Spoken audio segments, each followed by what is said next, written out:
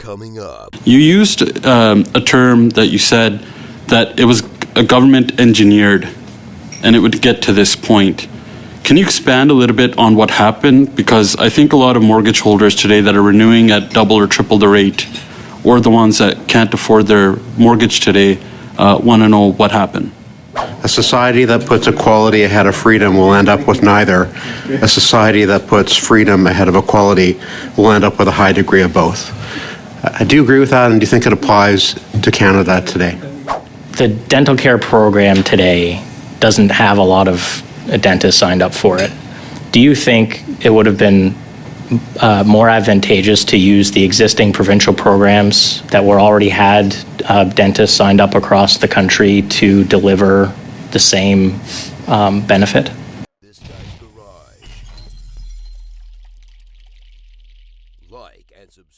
The fundamental problem, in my judgment, with the previous budget and the current budget is the overarching belief in the following principles, fundamental principles. Number one, belief in the top-down or centralized decision-making by politically directed, non-market bureaucracy using public funds of citizens produces superior outcomes to decentralized private decision-making by investors taking risks with their own money. Two, superior economic growth and prosperity will be realized through expanding the role and size of the public sector to direct and guide and substitute their decisions for private strategic decisions by corporations and investors. Three, fairness is defined as treating business investors or risk takers as equal or possibly inferior to employees, requiring taxation to equalize investors with employees. In my judgment, each of these fundamental assumptions in the budget bill are wrong, false, and destructive of the greater public good in Canada. The Prime Minister, the Finance Minister, and the Bank of Canada all at one point said interest rates would be low for a very long time. After saying that, we saw 40-year highs in inflation. We saw the most aggressive interest rate hikes seen in Canadian history. In a BNN Bloomberg interview during that time, you had talked about how much there was unprecedented government spending that happened, and you predicted much of what we're seeing today with the high interest rates at being at to 5%. You used a term that you said that it was a government engineered and it would get to this point. Can you expand a little bit on what happened? Because I think a lot of mortgage holders today that are renewing at double or triple the rate, or the ones that can't afford their mortgage today, want to know what happened. Thank you, Mr. Lawrence. I did say that at that very time. This wasn't Monday morning quarterbacking 4 years later when they drove the rates down to 1/4 point, and government, the minister, the finance minister and the prime minister were saying, borrow, they're going to stay at these levels. I instantly realized that they had made a mistake, because let me explain why. Rates, I went and did my research. Rates had never, ever in the history of Canada or the United States gone down to 1/4 point. I went all the way back to the U.S. Civil War, and they never went down to 1/4 point. And in Canada, in the Great Depression, which was 10 years, much longer than the pandemic, and a third of the population out of work, and it didn't go down to 1/4. My point being that they were so low, it was inevitable that the rates were going to go up. It was not possible by any rational analysis of the historical record of interest rates that they would remain at basically zero. And so I was very critical of that, and I lived through the 70s when rates went to 20% to deal with the inflation of the then government of the time that hit 14%. Thank you. You talked about productivity. We see in Canada here, GDP per person is declining for 6 straight quarters.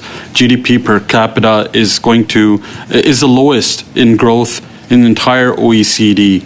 The Bank of Canada's senior deputy governor, Carolyn Rogers, has said that this is a break glass emergency situation. Can you explain how did productivity get so bad in Canada, and why is it lower today than it was in 2018? and what the impact of some of the economic uncertainty and higher taxes have on that productivity. Thank you again, Mr. Lawrence. I've been talking about this in my classes for literally 35 years. I've been studying and read, I think, every major document in our country on this topic, going all the way back to the 70s and the 80s. I've come to the conclusion, I agree with the Deputy Governor of the Bank of Canada. I think that the lack of reduced competition, because we have so many protected industries, is a major contributor. I'm not suggesting it's the only contributor, but this is straight out of Schumpeter again. If you're not forced to compete, then you're not going to compete. You're not going to innovate. Why would you innovate if you don't have to innovate? And so we have created protection, a lot of protection in multiple industries, which is allowing these industries not to innovate. And to your second question, again, the research on this is very, very clear. Displacing and crowding out the private markets with government spending that's classified as investment is not going to, at least in any of the evidence I have seen, is not going to increase productivity. We have a crisis in this country, and it's not just the Deputy Governor of the Bank of Canada. David Dodge has talked about this. John Manley, the former Liberal, has talked about this. Bill Morneau has talked about it. So this is not a quote, conservative view. It's the numbers are shouting at us that we have a profound problem that's going to hurt our young people. Thank you, Mr. Lee. I have, I think, enough time for one more question. I wanted to talk about something that you brought up in another BNN Bloomberg interview when you said during the pandemic how untargeted universal government programs are squandering Canada's resources. We know Canadians are in a cost of living crisis right now. This government is constantly creating big government programs. A lot of the government's existing and announced programs don't increase productivity or make Canada more expensive or create jobs. What effect do you think these large programs have on affordability and productivity in Canada? Thank you again. I have been very critical of them, and not because I was opposed to helping people that need help. Of course we do. That is the Canadian way. We've been doing this my entire life. As my late mother, who grew up in the Depression in Saskatchewan, reminded me, there was no public health care. There was no old age pension in the 30s. There was none of the programs we have now. This is not about dismantling the social programs for our people that need help. But universality, which is giving money to high-income people and upper-middle-class people like professors, is just simply wrong. It is just wrong to say I should be getting free medicine from the taxpayer when I have a private insurance plan. We should be targeting it to people who need help at the bottom, not privileged people like members of parliament and professors and public servants. That's squandering scarce, desperately scarce public funds when we should be targeting it just on there and then focusing on growth to create the economy and the growth of the future that's going to generate, by the way, tax revenues to the governments to then redistribute on various consumption programs. Marty. Lee, so MP Howland has one final question. Oh, no, it's gone to MP Morantz. Yeah. 1 minute? Okay. One question. Professor, in my 1 minute, I want to ask you if you agree with the following statement, a quote from Milton Friedman. A society that puts equality ahead of freedom will end up with neither. A society that puts freedom ahead of equality will end up with a high degree of both. Do you agree with that, and do you think it applies to Canada today? I do. I certainly studied Milton Friedman when I started my master's and my PhD. I went back as a mature student at the age of 30. I'm a high school dropout, by the way. I was really stupid and irresponsible when I was a teenager. So I learned my lesson. I realized education is the key, and I studied Milton Friedman. I also studied a lot of the thinkers that were in that period of the 80s, the economic deregulation reference of the Economic Council, because this was all very fertile times. But yes, there is, and I've taught in former communist countries, former centrally planned economies, and I don't believe you can have one without the other. They are joined at the hip. The dental care program today doesn't have a lot of dentists signed up for it. Do you think it would have been more advantageous to use the existing provincial programs that were already had dentists signed up across the country to deliver the same benefit? I think at least anecdotally from having worked in Ontario and now in Saskatchewan, if it was a carbon copy of the provincial plans, you may actually have less dentists wanting to be involved. There's just a historic distrust between provincial plans and the dental profession because they've only ever been clawed back and have. So that's where the kind of issue with administrative burden comes from, is having to deal with a lot of these provincial plans. Okay. So I think there's some optimism for the federal. Would it surprise you to learn that $1 billion of the spend is going to administration? Never heard that, but I $750 million is going to Sun Life, and almost $200 million is going to Health Canada. Knowing, again, in my public health work, I've done evaluation of a lot of plans, and so I know that's a realistic cost in terms of development because of the upfront infrastructure that has to be in place, particularly on the timeline to get this out there. Okay. We've heard testimony, and it's been reported in the news, that some employers are trying to carve out those that will become eligible for the plan. Do you think that's a concern? I do. In our current system, I do think it is, because at least the projection for those who will enroll is based on the idea that there are many with private coverage within those income ranges. Right. And so I don't know if there is the capacity at this time, should private plans or employment-based insurance start to disappear. And I think that was one of the earlier points made when it was first launched in some of the groups that, that could be, uploading of costs. There's also some provinces who are advocating the role now. If you had a patient, or if you hypothetically were advising a patient who had a private plan, who called you and said, there's a new federal plan, should I leave my current private coverage and join the public plan? What would you advise them to do? I would probably tell them to continue on as they are with that, because they're more familiar with what they have. And again, it's, there are some private plans that actually cover less as a percentage than some of the public plans, but at the same time, it's still very new in terms of what's covered, what's not. So they have their existing plan, their services that they're comfortable with to keep that. Thank you very much, Mr. Chair. Thank you, MP Chambers. Now to MP Baker for about 2-3 minutes. I'm old enough to remember the 1980s. So in the 1980s, we saw the birth of what was called neoliberal economics. We saw the introduction of that I think has continued to this day. We've had lower corporate taxes. We pursued liberalized trade, signing trade agreements, removing most tariffs. We had pursued deregulation in everything from the airlines, where we sold off Air Canada and deregulated the airlines. We sold off Petro-Canada. We have fewer regulations today, certainly, than we did in the 1980s. Yet spending on machinery and equipment by businesses and on R&D and innovation in Canada has been falling as a share of GDP, dating right back to the beginning of the century. Can you explain that to me?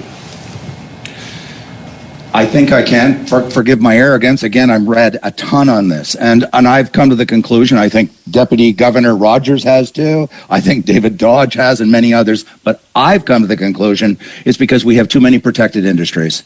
We don't even have free trade in Canada between the provinces. The IMF estimates that if we had genuine free trade between BC, Ontario, etc., it would be the equivalent of a 22% tariff reduction. I mean, that's massive. Massive in terms of the impact on GDP. So we've met the enemy, and it's us. We've done it to ourselves. Our banking is protected. Our airlines are protected. The fees are twice as large. I mean, dairy is protected, as we all know, through supply management. We have many protected industries, and I'm as cynical about business as any progressive, and I'm not a progressive. I'm a fiscal conservative. I don't hide it. But corporations... we noted that. They don't have to. Yes. Corporations will not compete if they don't have to. We've got to make them compete. Make them compete. Open it up. Remove all protection for these companies. I wanted to come back to Mr. Lee, if I could, just on the topic of competition. I'm of the view that we talked a lot about competition here at this committee, and in particular, and you mentioned it, my view is we don't have enough competition in a few sectors in this country. Airlines comes to mind, telecommunications comes to mind, banking comes to mind. I think you mentioned one or two of those in an earlier response. So what will we have to do to meaningfully increase competition in those three sectors? Thank you. Please believe me, thank you. We have to remove the legislative protections that protect those firms against external competition. And I know there are people who say, oh my goodness, I'm unionized, by the way, at the university. And I hear union colleagues saying, oh my goodness, if they come in, we're going to create massive unemployment. I don't believe it. I don't believe it. I lived through Balcerowicz when he did the cold shock therapy of 1993-95. And Poland was destitute, poverty, bankrupt, and in 24 months they went through a deep recession for sure. And then Poland took off, and there is no other country the IMF has ruled as evaluated that has been as successful in the post-communist era as Poland. And they adopted all these pro-market reforms that we're talking about. So we've got to open it up. I don't believe that there will be mass unemployment. The new entrants will employ those Canadians that are laid off by Bell or by Rogers. That's great. Or the other industries that are opened up. So it's going to create growth and create productivity. It's not going to create unemployment. If we open them up and remove those legislative prohibitions against foreign firms coming in. Let Verizon come into Canada. So can I ask you specifically about airlines? Because the example that's been raised by people is we should allow, like all of these sectors we've just talked about have significant barriers to entry. Yes, but I want to focus on airlines. Is that mean, are you recommending open skies in Canada? Like United Airlines, American Airlines, et cetera, should come in and be able to fly point to point in Canada? So Toronto, Vancouver, Yes. Toronto, Montreal, whatever the case may be, whatever routes they so choose? Yes. Okay. Yes. I've been challenged by this and said, we'll lose our Canadian identity. I've flown on Lufthansa, and I've never learned how to speak German. I've flown on Aeroflot, and I've never learned to speak Russian. I have not been assimilated by flying on other airlines just because it has a foreign flag on it. We will not lose our Canadian identity just because I'm in Hilton Head. I flew on United Airlines to get here, and I'm every bit as Canadian as the day I left. Is that my time? I was just getting started. Okay, thanks very much. Okay, thank you, MP Baker. We were wondering where you were, Mr. Lee. Yeah, Hilton Head.